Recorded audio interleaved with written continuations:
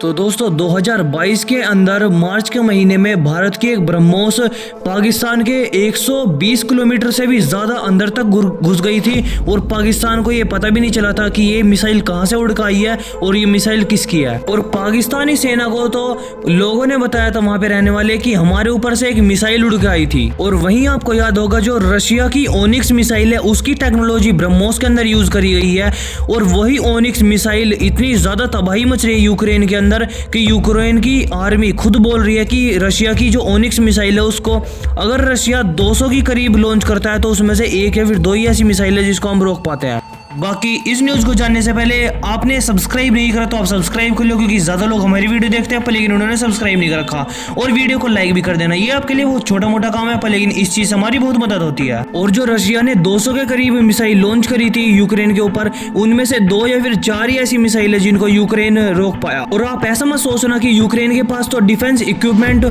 और जो defence system है वो ही नहीं है किसी भी मिसाइल को रोकने के लिए, बल्कि यूक्रेन को अमेरिका ने अपने वो डिफेंस सिस्टम प्रोवाइड करा रखे हैं जो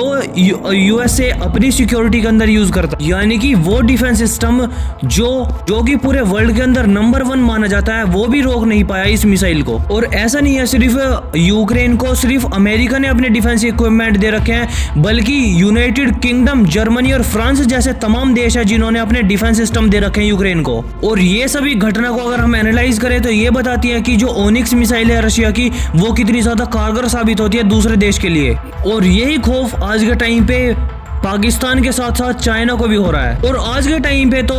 इंडिया अपने आप तो ब्रह्मोस यूज कर ही रहा है पर लेकिन जितने भी चाइना के दुश्मन देश है जैसे फिलीपींस उनको भी प्रोवाइड करा रहा है। और इसीलिए आज के टाइम पे जो चाइना की हाई अथॉरिटी है वो अपनी जो जनता है उसको ये बता रही है कि जो भारत की ब्रह्मोस है वो चाइना का कुछ भी नहीं कर पाएगी, और बिल्कुल पागल बना रही है अपनी जनता को। और हाल ही में चाइना ने एक DCS टेस्ट कराया जिसमें चाइना ने ये बताया कि अगर फिलीपींस जितनी भी मिसाइल खरीद रहा है आज के टाइम पे भारत से ब्रह्मोस, अगर उन सभी को चाइना के एयरक्राफ्ट कैरियर के ऊपर लॉन्च भी करता है तो उनके एयरक्राफ्ट कैरियर के ऊपर ऐसी ऐसी इंटरसेप्टर मिसाइल लगी हुई हैं जो कि उस ब्रह्मोस को आसानी से तबाह कर देंगे हवा में ही। यानी कि अगर फिलीपींस 12 ब्रह्मोस मिसाइल लॉन्च करेगा तो चाइना के जो इंटरसेप्टर मिसाइल है वो 40 फायर हो जाएंगी ब्रह्मोस के लिए, जिससे कि जो भी ये ब्रह्मोस मिसाइल है ये इन सभी इंटरसेप्टर मिसाइलों के चपेट में आएंगी और ये हवा के अंदर ही नष्ट हो जाएंगी। और आप सोच रहे होंगे कि ये क्या सचमुच में ही टेस्ट करा गया रियलिटी के अंदर? तो ये एक वीडियो गेम के थ्रू करा गया चाइना के द्वारा।